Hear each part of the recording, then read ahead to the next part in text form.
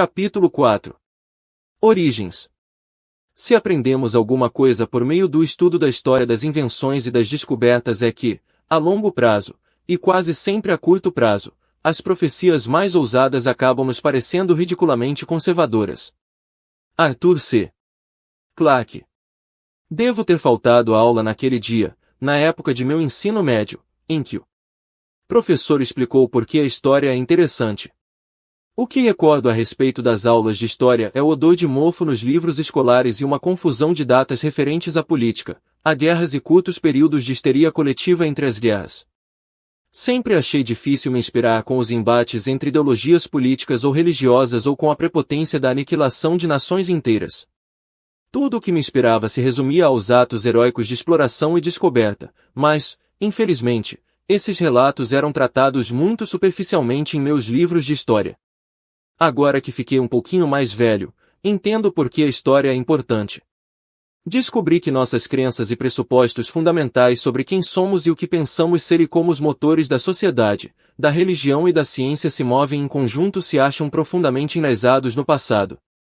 A história não é somente a descrição de uma série de guerras, mas sim uma crônica das lutas heroicas de nossos antepassados para sobrepujarem a ignorância e o medo. A história também nos mostra que os desafios ao status quo vigente, quaisquer que sejam as formas que esses desafios possam assumir, sempre provocam violentas reações. Da forma semelhante como o corpo humano espirra os pós irritantes quando os espirra violentamente, o corpo político espirra as ideias irritantes para desentupir as vias principais dos sistemas científico e acadêmico. Muitos cientistas e eruditos se sentem justificados em descartar alegações sobre o paranormal como vestígios de um passado distante e supersticioso, que deve ficar bem para trás de nós.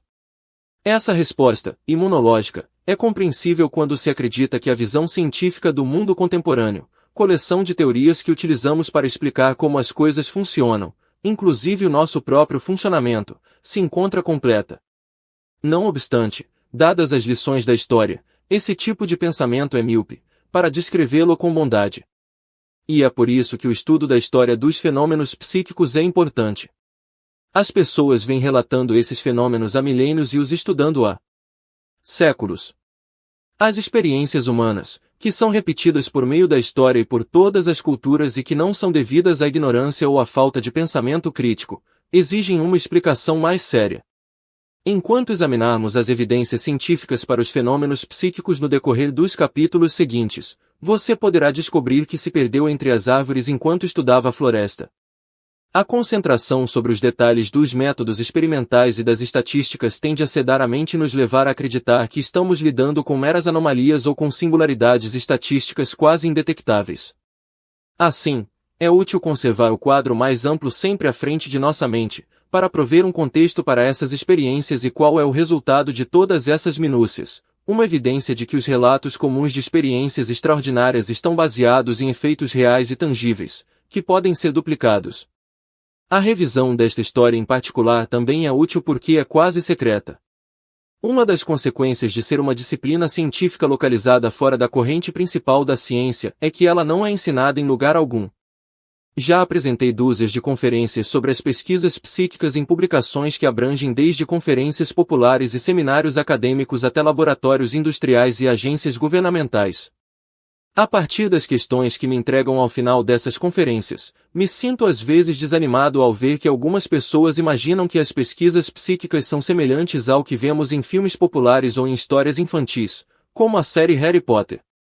As pesquisas psíquicas são colocadas no mesmo nível que algumas formas de entretenimento. Alguns acreditam que as pesquisas psíquicas começaram com um programa secreto do governo dos Estados Unidos, antigamente denominado Visão Remota, ou espionagem psíquica, cuja existência tornou-se pública em 1995.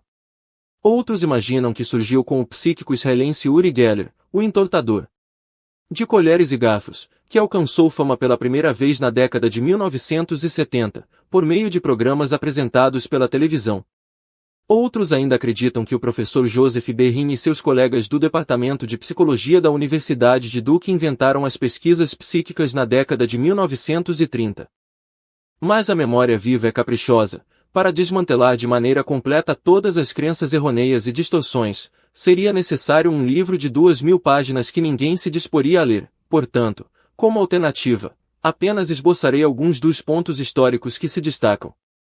A história completa é uma narrativa fascinante, repleta de rituais mágicos, sociedades ocultas, laureados Nobel, agentes secretos, ligações sexuais em salas escuras de sessões espíritas, encontros clandestinos, desinformação e falsas controvérsias, medos pessoais e suicídios. Todos os elementos necessários para o enredo de uma série de filmes interessantes. E tudo é verdade, tudo isso realmente aconteceu. Destaques históricos das pesquisas psíquicas. No princípio, não havia telefones celulares nem armazéns nas esquinas, a vida era muito árida. A natureza era imprevisível e inclemente. As pessoas buscavam maneiras de enfrentar as incertezas da vida, rezando para que os espíritos da natureza as tratassem com bondade. O pensamento mágico reinava supremo. A magia foi definida como a utilização de técnicas ineficientes para abrandar a ansiedade quando os meios eficazes não se acham disponíveis. Ainda que muitas fábulas contadas por velhas comadres fossem fúteis, algumas eram eficientes e baseadas em observações repetidas em uma sucessão de muitas décadas, prenunciando as origens do empirismo moderno. Hoje, consideramos alguns desses métodos como sendo naturais, em especial remédios produzidos pelo refinamento dos princípios ativos de ervas, como a aspirina. A utilização de vermes e de sanguessugas, durante muito tempo associada aos piores horrores da medicina medieval, está novamente em voga porque esses antigos remédios populares podem fazer coisas que os milagres médicos da atualidade ainda não conseguem superar. O interesse crescente pela medicina alternativa, em participar na fitoterapia, na acupuntura e, talvez, na homeopatia, sugere que, apesar da corrida moderna para a adoção de drogas sintéticas milagrosas, alguns remédios tradicionais eficazes podem ter sido descartados como superstições. Algumas daquelas velhas comadres eram mais espertas do que havíamos imaginado. À medida que os conceitos mágicos evoluíram, foram enquadrados em duas classes básicas, naturais e sobrenaturais.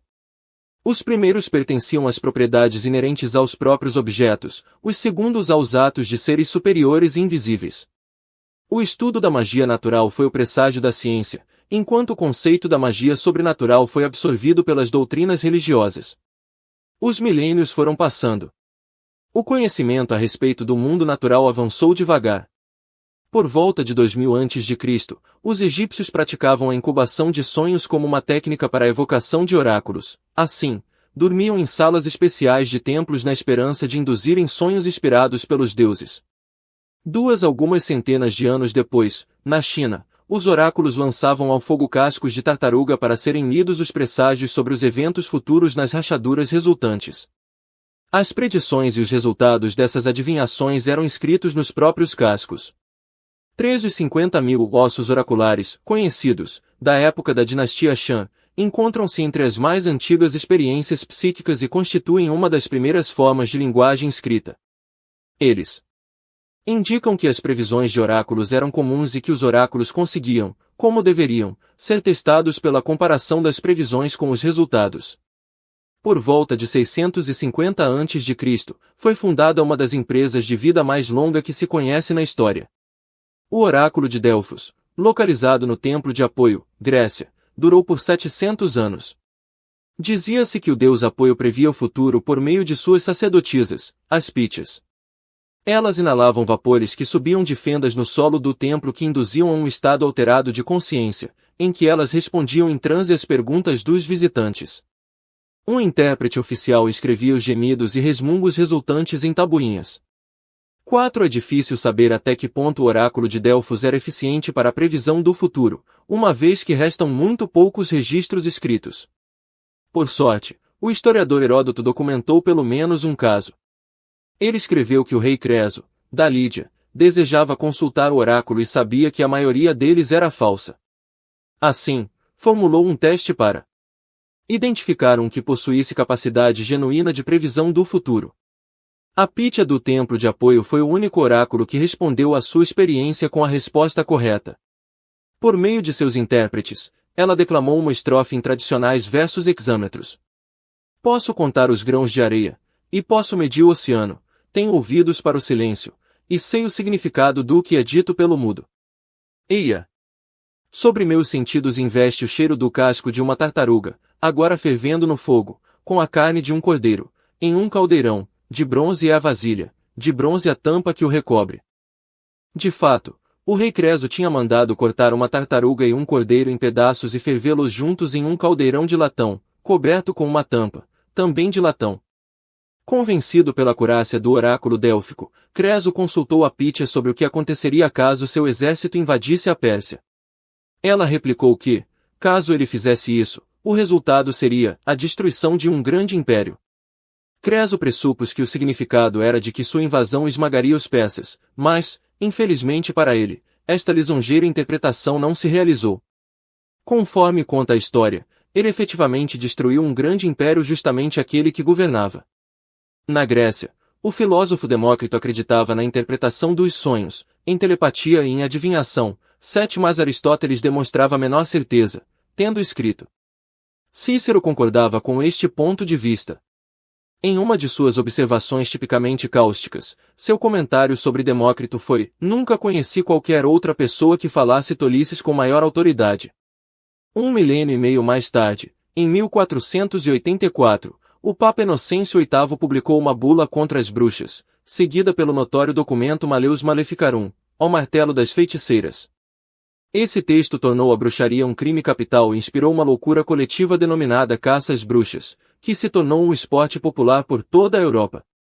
O rei Jaime I, da Inglaterra, 120 anos depois, proclamou a Lei da Bruxaria, que trazia o subtítulo, um ato contra o conjuro, a bruxaria e o negócio com o demônio e outros espíritos malignos. A prática da bruxaria passou a ser ilegal, do mesmo modo que já era contrária à doutrina da Igreja. 2 décadas mais tarde, em 1627, Sir Francis Bacon publicou Silva Silvarum, Ora Natural Historiae Intem Centuries. Bacon foi escritor, advogado, Lord Chanceler da Inglaterra e recebeu o crédito de ter desenvolvido as bases para o raciocínio empírico, um dos conceitos centrais subjacentes ao poder de convicção do método científico. Antes de Bacon, qualquer um que buscasse uma resposta confiável para alguma questão sobre a natureza era aconselhado a consultar os escritos de Aristóteles, porque a autoridade deste filósofo não era questionada há mais de 2000 anos. Em Silva Silvarum, Bacon propôs que a intenção mental, a expressão que usou foi a força da imaginação, poderia ser estudada em objetos que tenham os movimentos mais leves e fáceis. Mas, acima de tudo, sobre os espíritos dos homens, uma expressão pela qual designava as emoções. Bacon prosseguia, do mesmo modo que acontece com as coisas inanimadas, os movimentos envolvidos em baralhar as cartas ou em lançar os dados são movimentos muito leves, sentença porque preconizava o uso de cartas e de dados, além de outros sistemas físicos aleatórios para a realização de experiências psíquicas. Além disso, Bacon propôs que, em estudos sobre o encadeamento das ideias, aquilo que hoje chamamos telepatia, você deverá observar se o atingiram pela maior parte do tempo, mesmo que nem sempre, uma antecipação da utilização de técnicas estatísticas.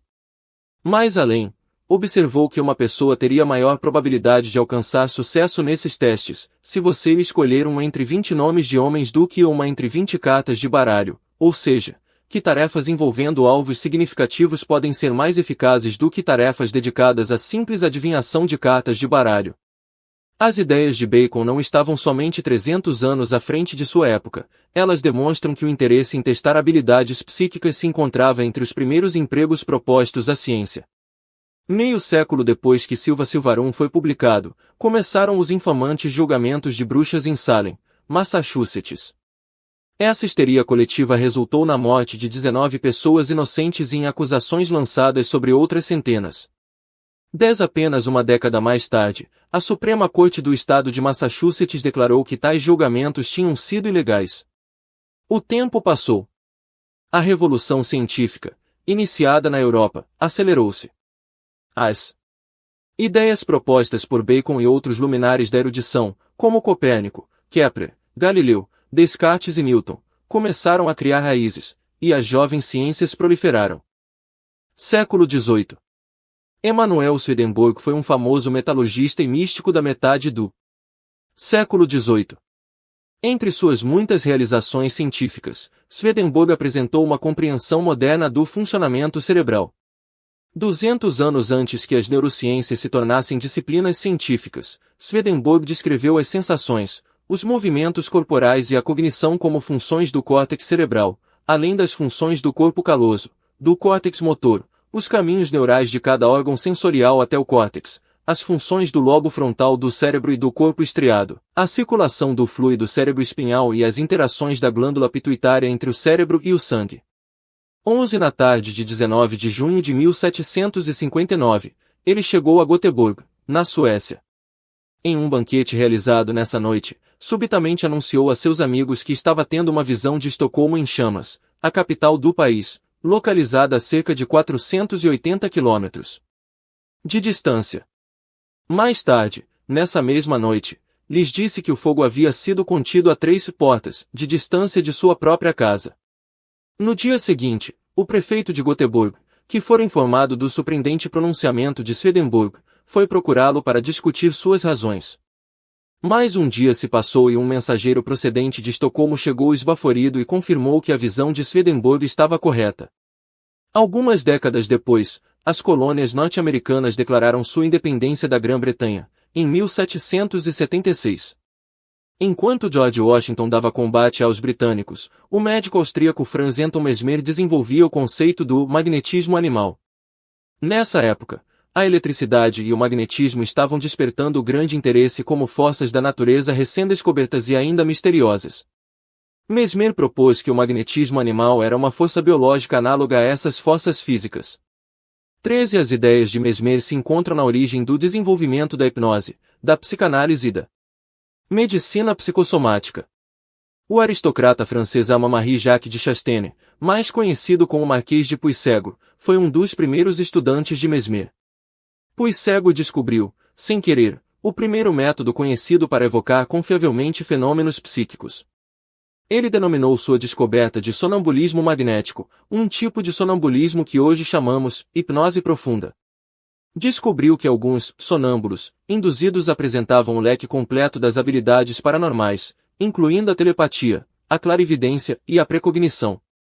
A explosão do interesse popular pelos métodos de Mesmer e Puységur ultrajou os naturalistas, ou seja, os físicos daquela época. A indignação desses desencadeou uma investigação pela Academia Francesa de Ciências em 1784, na época presidida por Benjamin Franklin, que tinha sido enviado à França pelo Congresso americano em 1776, com a esperança de obter apoio francês para a Revolução Americana.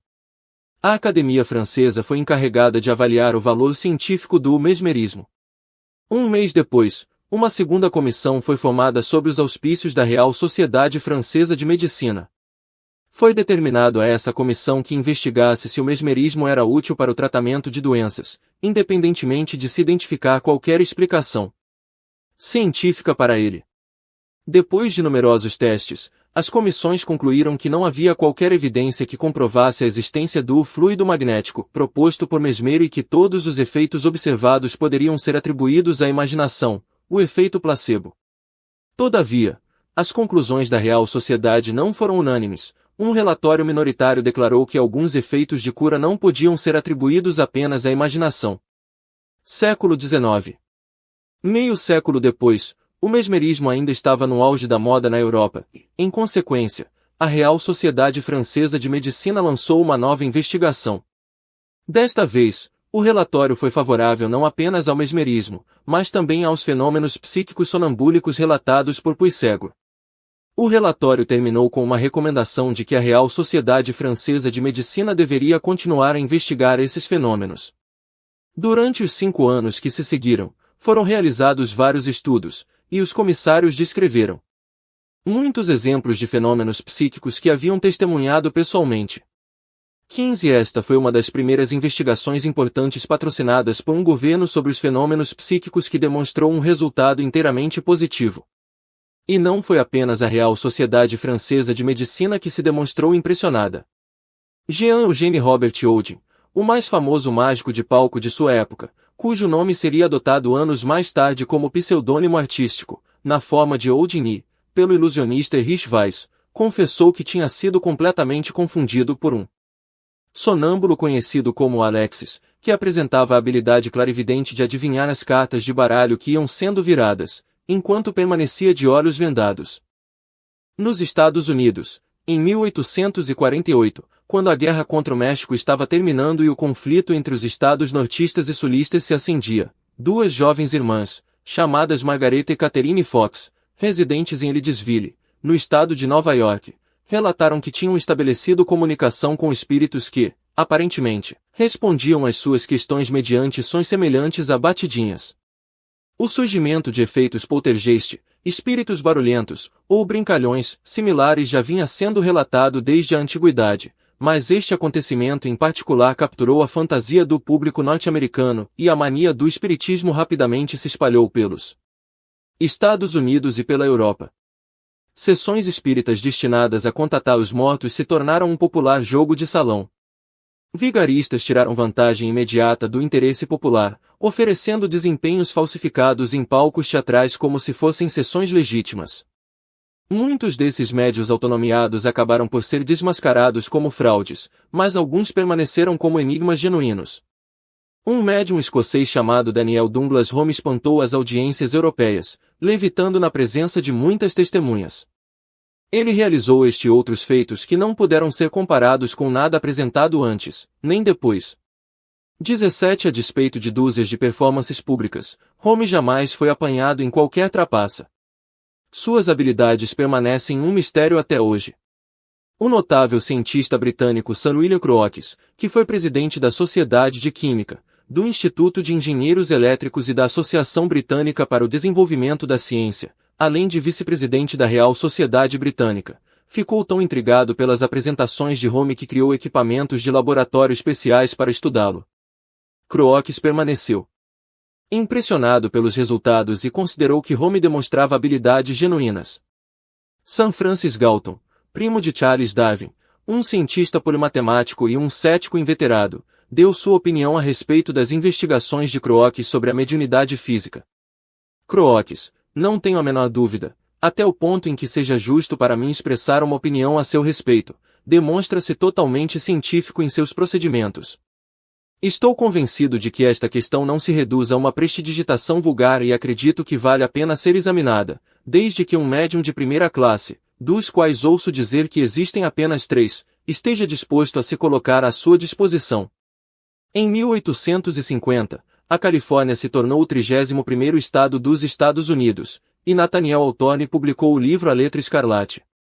Em 22 de outubro desse mesmo ano, o físico alemão Gustav Theodor Fechner teve uma inspiração que conduziu às origens das modernas psicologia experimental e psicofisiologia.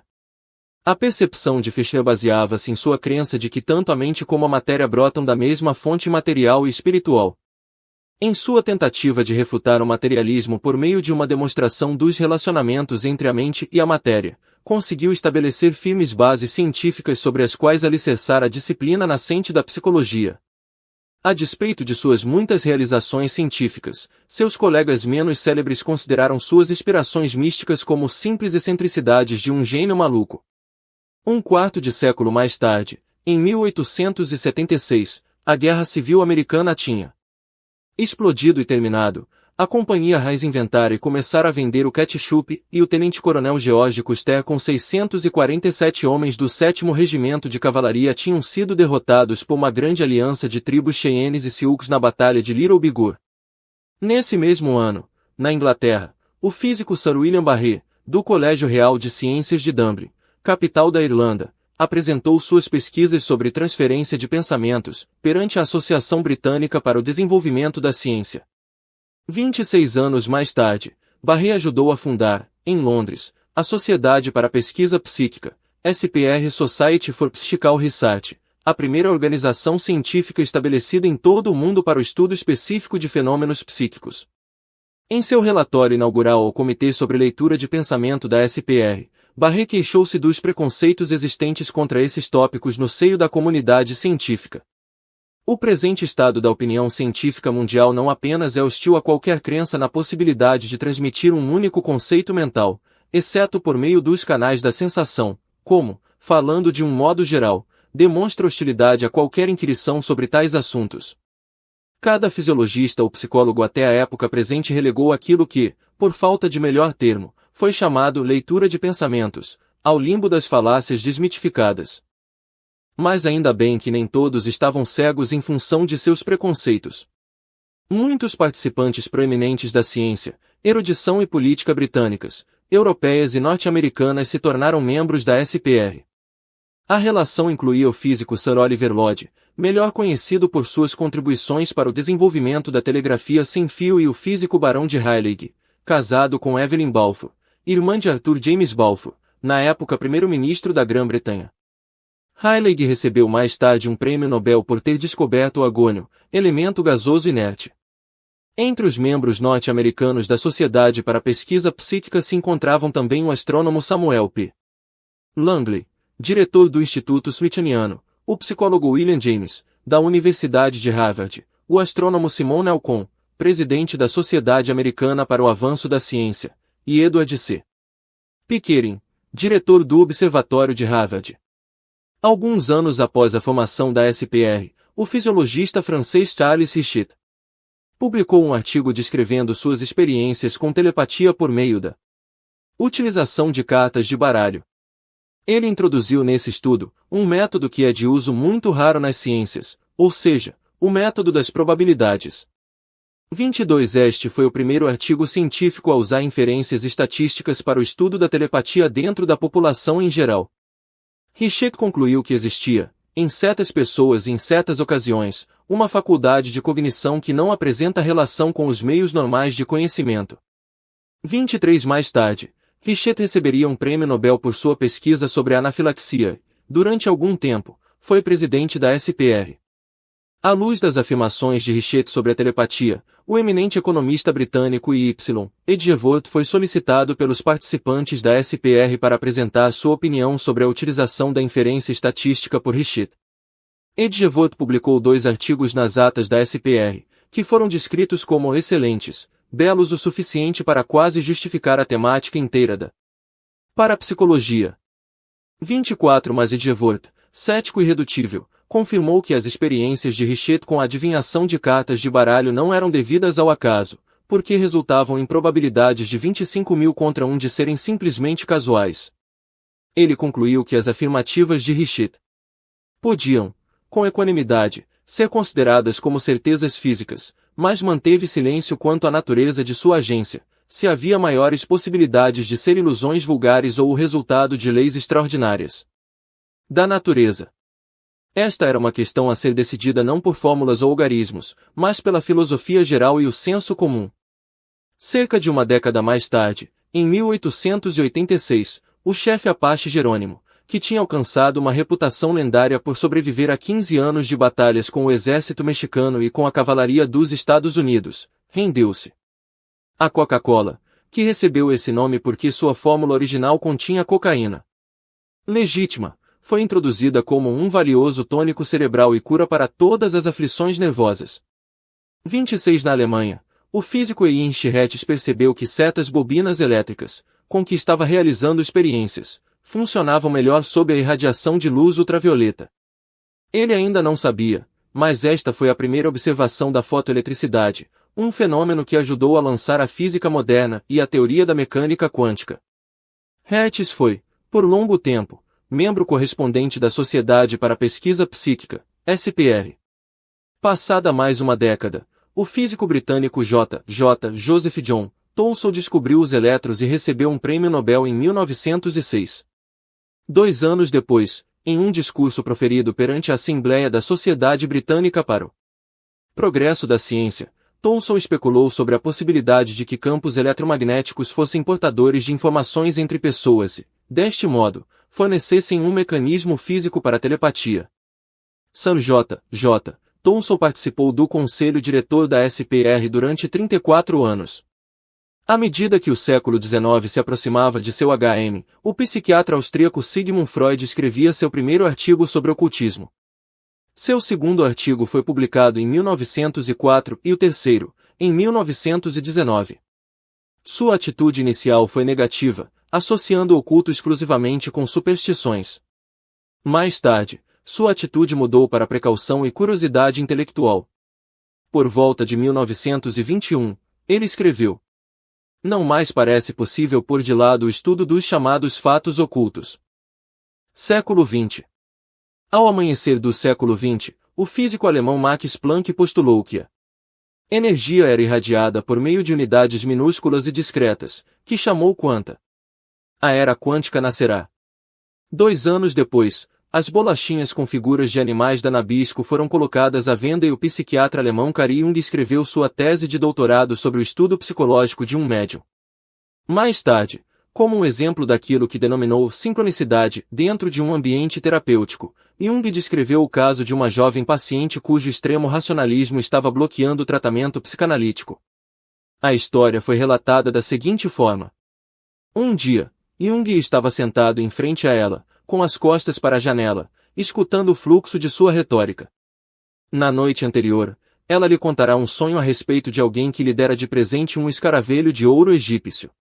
Justamente nesse instante, Jung escutou alguma coisa batendo de leve na vidraça. Era um grande inseto que tentava entrar na sala escurecida. Ele deixou que entrasse, agarrou-o no ar e viu que era um besouro comum de jardim, um parasita de roseiras, um besouro muito semelhante a um escaravelho de ouro. Ele o levou até sua paciente. "Veja, este é o seu escaravelho de ouro", disse-lhe. Esta experiência, observa Jung, abriu a perfuração desejada em sua carapaça de racionalismo e quebrou o gelo de sua resistência intelectual. No ano seguinte, Frederick Myers, membro da SPR, publicou um dos primeiros volumes eruditos destinados a investigar a possível sobrevivência da consciência, intitulado Human Personality and the Survival of Bodily Death. Mais ou menos na mesma época, Marie e Pierre Curie isolaram o rádio, feito pelo qual receberiam um prêmio Nobel. Foi nessa época que os Curies começaram a frequentar as sessões mediúnicas dirigidas pela famosa médium italiana Eusapia Palladino. Em 1905, foram inventados o cartão postal ilustrado e o pirulito, enquanto o chefe Apache Jerônimo cavalgava como convidado na parada inaugural do período presidencial de Theodore Roosevelt, realizada em Washington, no Distrito de Colômbia, Distrito Federal dos Estados Unidos.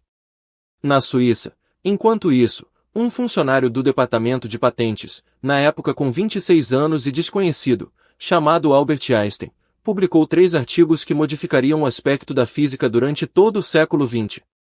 Um destes artigos apresentava uma explicação para o efeito fotoelétrico descoberto anteriormente por Heinrich Hertz. Por sua contribuição, Einstein recebeu o Prêmio Nobel de Física em 1921. Em 1911, o Império Britânico abrangia 20 terras do mundo. Thomas Welton Stanford, irmão do fundador da Universidade de Stanford, doou 20.000 libras à universidade para a criação de um fundo que será conhecido como o Fundo Psíquico. Este deveria ser usado, exclusiva e por inteiro para o progresso do conhecimento sobre fenômenos psíquicos e ciências ocultas. Quando Thomas Stanford morreu, 20 anos depois, seu testamento deixou $526.000 adicionais para este fundo, cerca de $10 milhões nos valores de 2005. O primeiro pesquisador do Fundo de Pesquisas Psíquicas Thomas Welton Stanford foi um homem chamado John Edgar Cover, que conservou a cadeira de pesquisa, de 1912 a 1937. Depois de Cover, ninguém mais recebeu a dotação para esta pesquisa em caráter permanente, embora o fundo exista até hoje. A maioria das pesquisas de Cover foram publicadas em formato de livro. Em 1917, 29 ele alegou não haver encontrado qualquer evidência que suportasse de forma incontestável o psíquico, mas apenas porque ele estabeleceu seu limiar de evidências positivas na elevada faixa de probabilidades de 50.000 para 1 e descartou quaisquer evidências que não conseguissem ultrapassar esse nível. O seu livro incluía uma descrição do primeiro exemplo de estudo cego, aleatório e controlado, uma técnica que se tornou o padrão ouro, tanto na psicologia como nas ciências médicas em geral. Por essa razão, podemos perdoá-lo por ignorar os termos de sua nomeação durante os restantes 20 anos que passou em Stanford. Sua falta de interesse em prosseguir com suas pesquisas psíquicas é, no entanto, um mistério, considerando que sabemos agora que sua afirmação de não ter encontrado qualquer evidência era questionável. O livro de Cover demonstra que ele obteve significativas evidências positivas para a existência de telepatia por meio de suas experiências, com respeitáveis probabilidades contra efeitos do acaso na ordem de 167 contra 1. Na época em que Coover estava começando seu contrato como pesquisador associado na Universidade de Stanford, Sir J. Thomson, na Universidade de Cambridge, contratou Francis Aston como seu assistente. Aston tinha lido um livro publicado em 1908, Occult Chemistry, pelos teósofos N. Beza e Charles Leadbeater. Nesse livro, Beza e Leadbeater descreveram sua visão clarividente da estrutura interna dos átomos, inclusive de uma nova forma do elemento gasoso neônio, que chamaram metanionio. Eles afirmaram que o metanionio tinha o peso atômico de 22,33. Em 1912, Aston descobriu uma substância com esse peso atômico quando analisava o gás neônio, neon. Também a chamou de metanionio em um artigo apresentado à reunião anual da Sociedade Britânica para o Progresso da Ciência. A descoberta de Aston foi mais tarde denominada isótopo, e se tornou uma descoberta-chave sobre a estrutura atômica, o que, anos mais tarde, levou ao desenvolvimento da bomba atômica. Aston recebeu o Prêmio Nobel de Química em 1922 por seu trabalho, mas em seu discurso, por alguma razão, se esqueceu de mencionar a fonte de inspiração para sua descoberta. Durante essa época, a maioria dos países do hemisfério norte se lançou com violência na Primeira Guerra Mundial. Em 1917, a Lei de Seleção para o Serviço Militar nos Estados Unidos criou a conscrição, em preparação para a ação militar. No meio de toda essa excitação, o psicólogo Leonard Trollo, na Universidade de Harvard, obteve resultados bem-sucedidos por meio da utilização de uma das primeiras máquinas automáticas para testar a percepção extrasensorial, PES. 31 Alguns anos depois, quando a guerra já estava terminando, o Instituto Metafísico Internacional foi fundado em Paris, França. Seu primeiro presidente foi Charles Richet, o já mencionado fisiologista e laureado Nobel. Mais alguns anos se passaram e o pesquisador francês René Vauquelier descreveu algumas de suas primeiras experiências psíquicas com produção de desenhos bem elaborados em um livro intitulado La Télépathie, literalmente, Simpatia à Distância, ou Sensação à Distância, no título do qual o termo moderno aparentemente foi cunhado.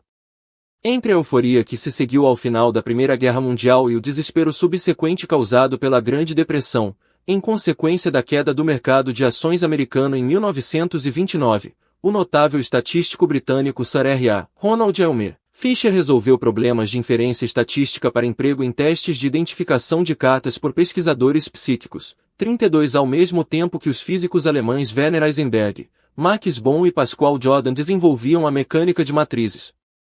A primeira versão da matemática que apoiou o desenvolvimento da mecânica quântica. Jordan, do mesmo modo que seu colega vencedor do Prêmio Nobel em Física, Wolfgang Pauli, estava interessado em fenômenos psíquicos. Mais tarde, Jordan escreveria no Journal of Parapsychology. A existência de fenômenos psíquicos, frequentemente relatada por autores anteriores, foi estabelecida pela exatidão da ciência moderna pelo Dr. Hine e seus colaboradores e ninguém mais pode negar a necessidade de levar este problema a sério e discuti-lo de maneira ampla em relação às suas conexões com os fatos conhecidos. Sigmund Freud também vinha se interessando passo a passo pelo psíquico. Em carta a um amigo, explicou por que sua posição pública anterior em relação a telepatia havia sido tão reservada e por que tinha mudado de opinião. Como você há de recordar, já expressei um viés favorável à telepatia durante nossa viagem às montanhas do Ars.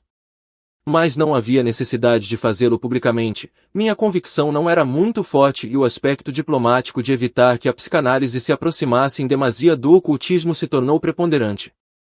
Enquanto isso, contudo, minha experiência pessoal através de testes, que realizei em conjunto com Ferenczi e minha filha, atingiu um poder tão convincente sobre mim, que as considerações diplomáticas tiveram de ser postas de lado.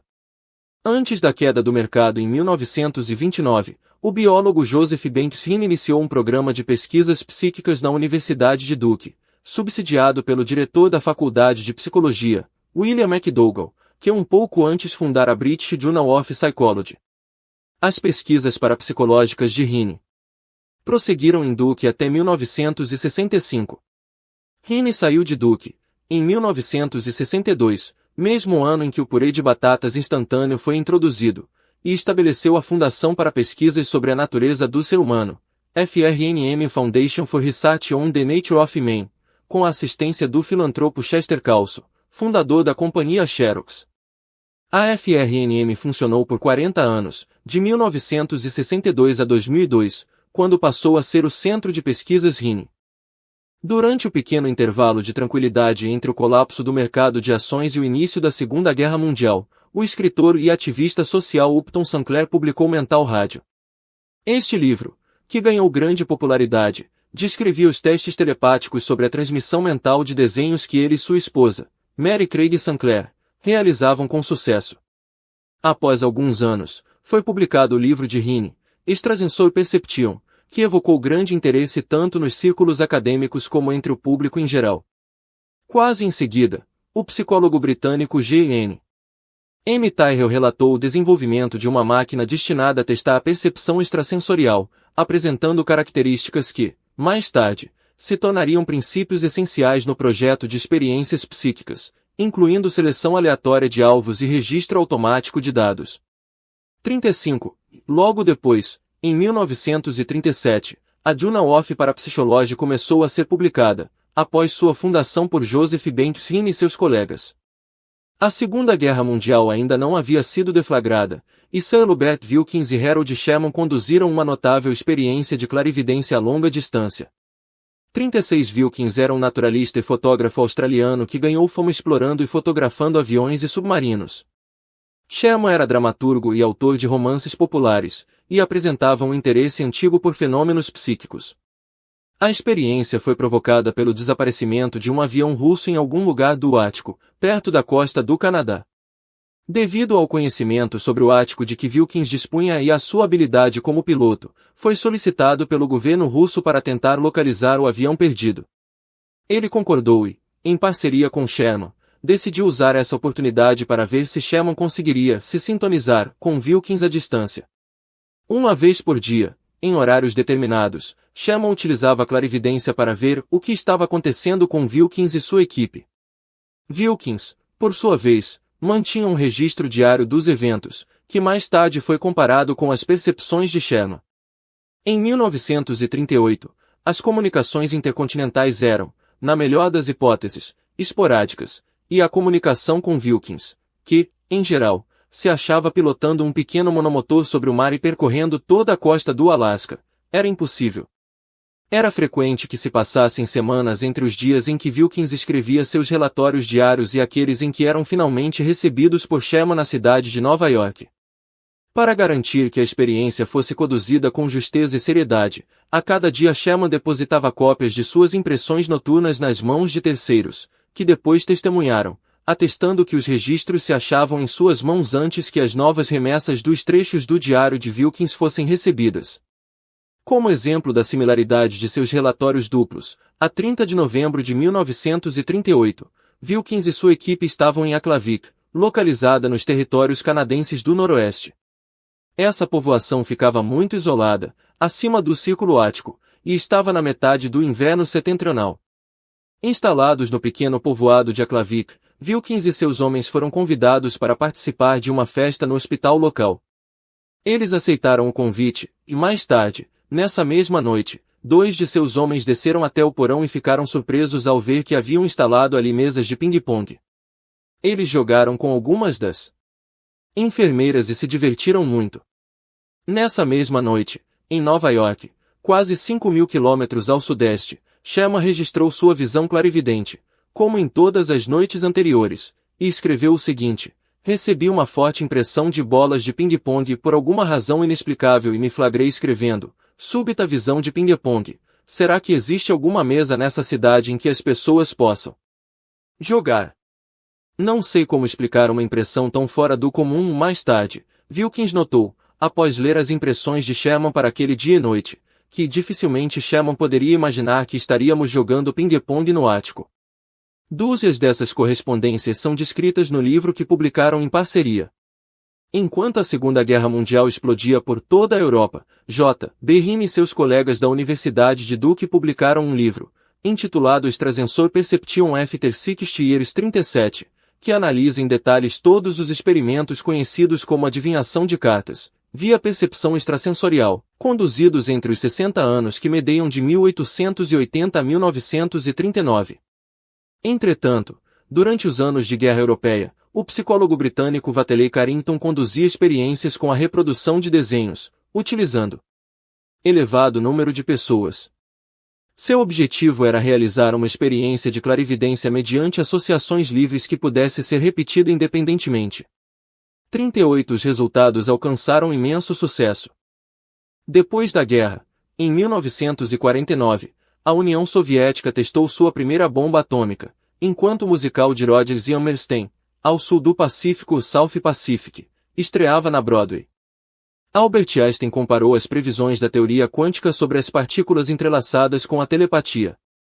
39 Ele usou essa analogia para explicar que a teoria quântica deveria ser incompleta, porque não podia acreditar que quaisquer objetos separados fossem capazes de se entrelaçar, fosse em escala atômica, fosse em nível da escala humana.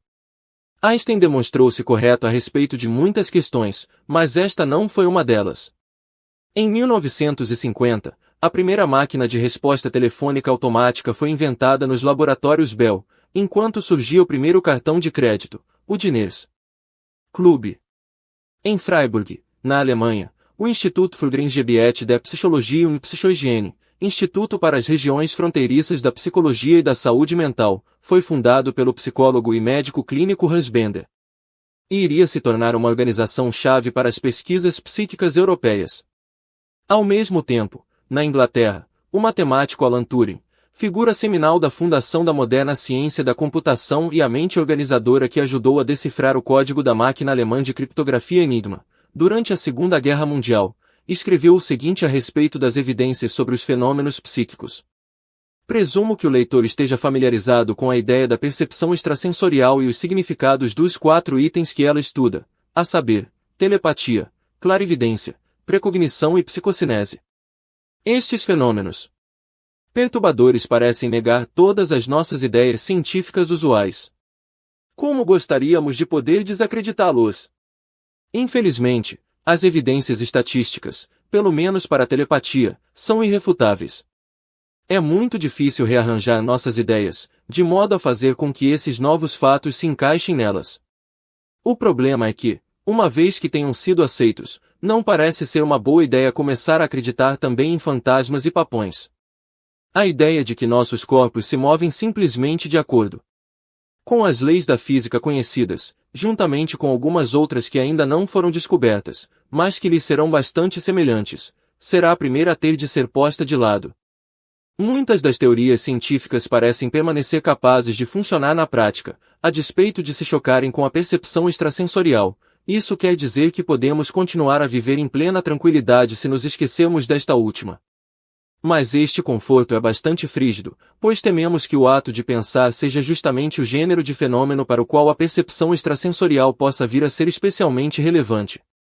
Em 1951, o físico Edward Teller estava se preparando para testar a bomba de hidrogênio enquanto estouravam revoluções políticas na Tailândia, no Panamá, na Bolívia e Argentina.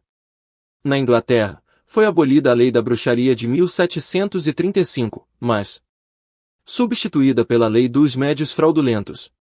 Nos Estados Unidos, Aileen Garrett, uma médium de talento, que havia trabalhado por extenso período com cientistas, criou a Fundação Parapsicológica na cidade de Nova York. Em 1953, a empresa de produtos químicos Dow Chemical introduziu a Sarorep, resina termoplástica flexível e resistente para fechar embalagens e produtos farmacêuticos. Sara é a marca registrada do produto em forma de plástico, comercializada nessa data, embora a resina tenha sido inventada em 1940, que permanece popular até hoje, enquanto Sir John Eccles introduzia efeitos de interação entre a mente e a matéria, semelhantes aos descritos pela Psi, em seu modelo da interação entre a mente e o cérebro. 41 Uma década depois, Eccles recebeu o Prêmio Nobel de Medicina. Na Holanda, o psicólogo W.H.C. Tenhaef criou, em Utrecht, o Instituto Nederlandês de Parapsicologia, filiado à Universidade de Utrecht. J. Berrini, ainda na Universidade de Duke, recebeu uma subvenção do Escritório de Pesquisas Navais dos Estados Unidos para investigar a presença de fenômenos de percepção extrasensorial em animais.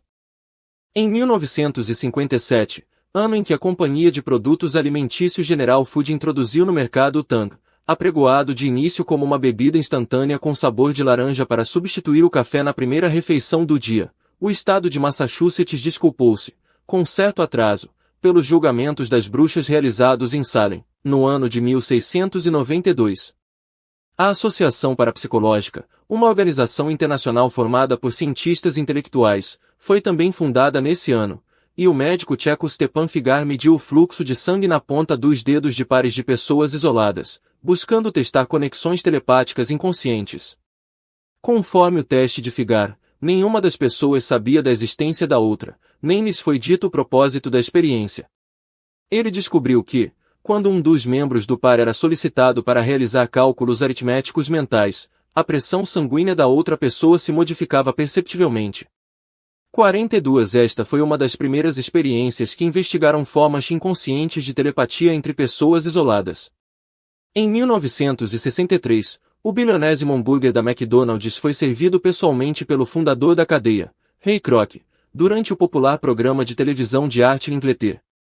43 John Kennedy, então presidente dos Estados Unidos, foi assassinado em Dallas, no Texas. O fisiologista russo Leonid Vassiliev publicou seu livro, Experimentos em Mental Sugestão. Vassiliev tinha sido um dos pioneiros na exploração russa da hipnose à distância, durante as décadas de 1920 e 1930, replicando os fenômenos sonambúlicos descobertos mais de um século antes pelo Marquês de Puysegur. Vassiliev demonstrou que os sonâmbulos podiam ser induzidos a cair em estados de sono profundo após receberem sugestões hipnóticas à distância, em alguns casos a milhares de quilômetros de distância. Este livro foi importante não apenas porque descreveu esses fenômenos, mas porque Vassiliev relatou como suas experiências foram levadas a sério nos mais altos níveis do governo russo e também pelos membros do estabelecimento científico soviético. Em 1964, Martin Luther King Jr. recebeu o Prêmio Nobel da Paz e a canção You Want to Hold Your Hand, dos Beatles, tornou-se a número 1 nas paradas de sucesso dos Estados Unidos, ao mesmo tempo que o psicólogo Montague Ullman lançava uma série de estudos sobre telepatia durante o sonho, apresentado inicialmente no Centro Médico Maimonides, do bairro de Brooklyn, em Nova York. Nesse mesmo ano, na Europa, o físico irlandês John Bell provou matematicamente que a teoria quântica requeria uma ação fantasmagórica à distância. Essa famosa prova passou a ser conhecida como o Teorema de Bell, e alguns cientistas ainda a consideram como a descoberta científica mais incrível do século XX.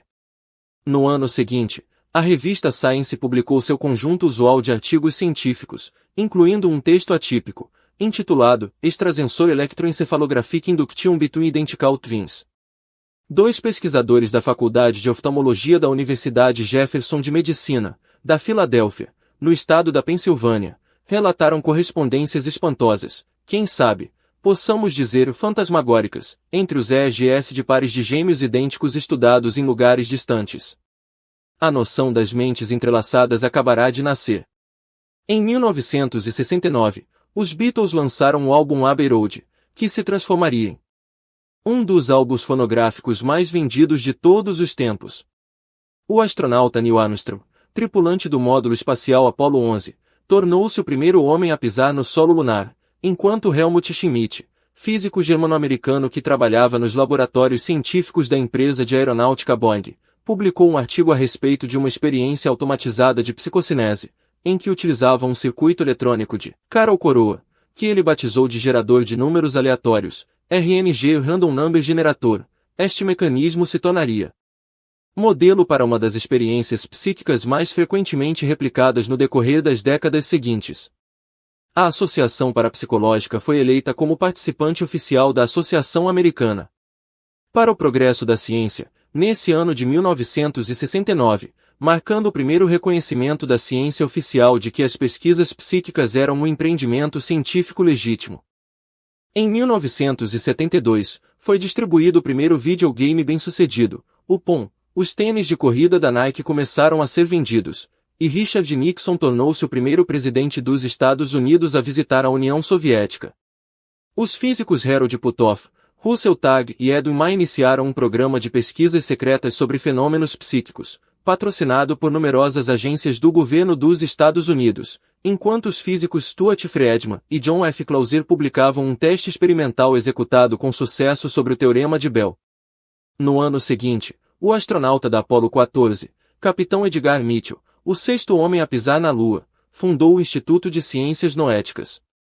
Mitchell realizará uma experiência vitoriosa de percepção extrasensorial com o emprego de cartas de baralho quando se encontrava a bordo da cápsula espacial Apollo 14.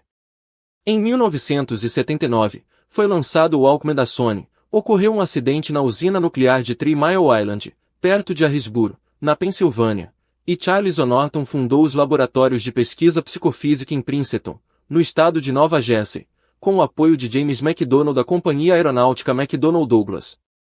O coordenador da Faculdade de Engenharia e Ciências Aplicadas da Universidade de Princeton, Robert Jarr, estabeleceu outro laboratório de pesquisas psíquicas em Princeton. O Programa Pesquisa de Anomalias em Engenharia de Princeton, PR Princeton Engineering Anomalies Research, se tornaria um dos principais grupos de pesquisas psíquicas do mundo. Poucos anos depois, já publicou os resultados das experiências iniciais de seu laboratório na revista Proceedings of the Institute of Electronic and Electrical Engineers, e o físico francês Alain Speck e seus colegas do Instituto de Ótica, localizado em Orsay, França, publicaram o primeiro relatório das evidências de que as fantasmagóricas ações à distância, de fato existem. A ideia do entrelaçamento quântico deixará de ser uma possibilidade teórica e se transformará em um fato experimental. Em 1981, membros do Congresso dos Estados Unidos solicitaram ao Serviço de Pesquisas Congressional que avaliasse as evidências científicas para a existência dos fenômenos psíquicos. Essa revisão foi impulsionada por sua preocupação com a possibilidade de que, se efetivamente os fenômenos psíquicos fossem genuínos, teríamos de presumir que governos estrangeiros os explorariam. No decorrer dos 15 anos que se seguiram, o Instituto de Pesquisas do Exército dos Estados Unidos, o Conselho Nacional de Pesquisas, o Escritório de Avaliações Tecnológicas e o Instituto Americano de Pesquisa prepararam relatórios similares, sendo que o último foi elaborado por determinação da Agência Central de Informações, CIA Central Intelligence Agency. Embora discutissem sobre detalhes interpretativos, todos os 5 relatórios concluíram que parte das evidências experimentais da existência dos fenômenos psíquicos autorizava a realização de estudos sérios. Em 1985, o crack, derivado da cocaína, estava se tornando uma epidemia incontrolável. A campanha da companhia de refrigerantes Coca-Cola, em favor da New Coke, demonstrou-se um espetacular fracasso, e o psicólogo da Universidade de Yale, Irving Child, publicou um artigo positivo, intitulado ESP in Dreams, Percepção Extrasensorial em Sonhos, na revista American Psychologist. 45 Na Inglaterra, o escritor Arthur Koestler e sua esposa Cynthia deixaram em testamento fundos para o estabelecimento de uma cadeira de parapsicologia em uma universidade britânica, que foi instituída pela Universidade de Edimburgo, na Escócia, sendo seu primeiro catedrático o psicólogo norte-americano Robert Maurice, que conservou o posto desde dezembro de 1985 até sua morte, em agosto de 2004. Além de ser uma figura importante na área de parapsicologia, Maurice foi presidente da seção de psicologia da Associação Britânica para o Progresso da Ciência. Por volta de 2004, os quase 50 estudantes que haviam feito doutorado em parapsicologia sob sua orientação já haviam ajudado a estabelecer as pesquisas psíquicas como um tópico legítimo de estudos acadêmicos no Reino Unido. Em 1987, começou um dos julgamentos mais longos e caros da história dos Estados Unidos, o julgamento sobre abuso infantil da pré-escola MC Martin, que envolveu um grupo de professores de nível pré-escolar que havia sido falsamente acusado de abusar de crianças durante rituais satânicos. Como os julgamentos de bruxas em Salem e as caçadas aos comunistas durante a era McCarthy, nos primeiros anos da década de 1950, nos Estados Unidos, este caso serviu como um lembrete contemporâneo de que a histeria moral associada ao medo do sobrenatural, e seu equivalente na arena política, se encontra sempre desconfortavelmente próxima da superfície na psique humana. 46 Naquele mesmo ano, o psicólogo Ramakrishna Rao, diretor da Fundação para Pesquisas sobre a Natureza do Homem, em colaboração com o psicólogo John Palmer, publicou um extenso artigo positivo sobre as pesquisas psíquicas na revista Behavioral and Brain Science. Em 1989, a Guerra Fria degelou, os relatórios de fusão a frio foram acolhidos com aclamações entusiásticas pela imprensa e atacados imediatamente pela ciência tradicional. A série de animações As Tartarugas Ninja alcançou um sucesso estrondoso, e o pesquisador Yoichiro Sako, dos laboratórios Sony, abordou um dos dois fundadores da companhia, Masaru Ibuka, pedindo sua aprovação para estabelecer um laboratório de pesquisas psíquicas nas dependências da Sony. Ibuka deu seu assentimento e as operações laboratoriais, ESPER, começaram. Anos depois, Ibuka faleceu e o laboratório foi fechado. Quando indagaram a respeito do que ocorrerá com as pesquisas do laboratório ESPER, Masanobu Sakaguchi, o porta-voz dos laboratórios Sony, declarou: segundo os registros, nós provamos experimentalmente que sim. A percepção extrasensorial existe, mas que nenhuma aplicação prática desse conhecimento tem probabilidade de surgir dentro de um futuro previsível. Em 1994, o interesse pela web começou a explodir, e o espetáculo bizarro da perseguição policial do automóvel de O.J. Simpson em câmera lenta pelas estradas de Los Angeles foi transmitido ao vivo em cadeia mundial. A Fundação Bial, subsidiária de uma companhia farmacêutica de Portugal, começou a oferecer subvenções para pesquisas em parapsicologia. Esta fundação logo se tornou um dos maiores patrocinadores independentes das pesquisas psíquicas em todo o mundo. No ano seguinte, o programa secreto do governo dos Estados Unidos sobre pesquisas e aplicações dos fenômenos psíquicos, codinome Stargate nessa época, foi dado a público pela CIA. Ao mesmo tempo, um novo programa de pesquisas psíquicas, subsidiado pelo governo japonês, presidido por Mikio Yamamoto, iniciou suas operações no Instituto Nacional de Ciências Radiológicas, parte da Agência de Ciência e Tecnologia do Lapão. Esse programa foi encerrado em 2005, o que coincidiu com a aposentadoria de Yamamoto. Em 1998, enquanto a economia dos Estados Unidos começava a se expandir em um ritmo sem precedentes devido ao surgimento da internet, a primeira patente concedida pelo governo norte-americano a um dispositivo eletrônico, um comutador, operado por Psi foi registrada, número 5.830.064. A patente baseou-se nas pesquisas de interação mente-matéria realizadas pelo Laboratório de Pesquisa de Anomalias em Engenharia de Princeton, que discutiremos mais adiante.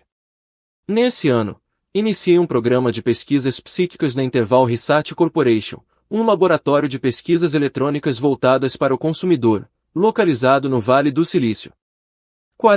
2 anos depois, o psicólogo Dick Bierno, da Universidade de Amsterdã, na Holanda, criou outro programa de pesquisas psíquicas no Starlab, uma instalação de pesquisas industriais localizada na Bélgica.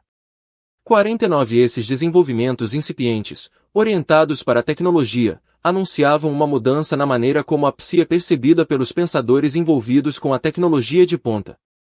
Deixou de ser encarada como uma coisa impensável ou como anomalia sem significado prático. Em vez disso, a psi está sendo agora considerada como uma faculdade humana genuína, embora ainda muito pouco compreendida, mas, assim que descobrimos os meios para utilizá-la de forma confiável, sem a menor dúvida irá se transformar em um mercado de $1 trilhão. Essa mudança pragmática está começando a superar o ceticismo ultrapassado.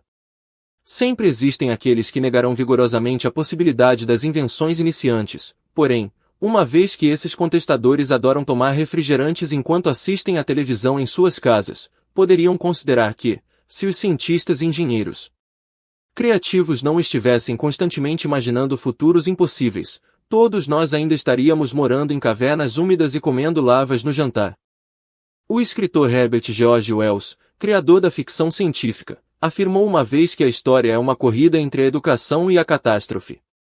O filósofo George Santayana ofereceu um conselho semelhante, quando avisou que aqueles que não conseguem se lembrar do passado estão condenados a repeti-lo. Existe um imperativo semelhante na ciência. As observações passadas devem ser repetidas, tanto para se evitar erros futuros como também porque esta é a única forma de estabelecer novos fatos científicos com um mínimo de confiança. No caso dos fenômenos psíquicos, 2 tipos de repetitividade demonstram maior interesse. O primeiro é composto por volumosos relatórios da experiência humana e o segundo engloba os resultados de experimentos laboratoriais que testaram esses relatos. O primeiro tipo nos dá razões para crer que alguma coisa interessante está ocorrendo por aí, o segundo nos dá confiança a respeito das formas como poderemos interpretar essas observações. Nos próximos capítulos, veremos como a ciência testou os fenômenos psíquicos, psi, e descobriremos se essas extraordinárias experiências poderão se repetir para validar conclusões científicas.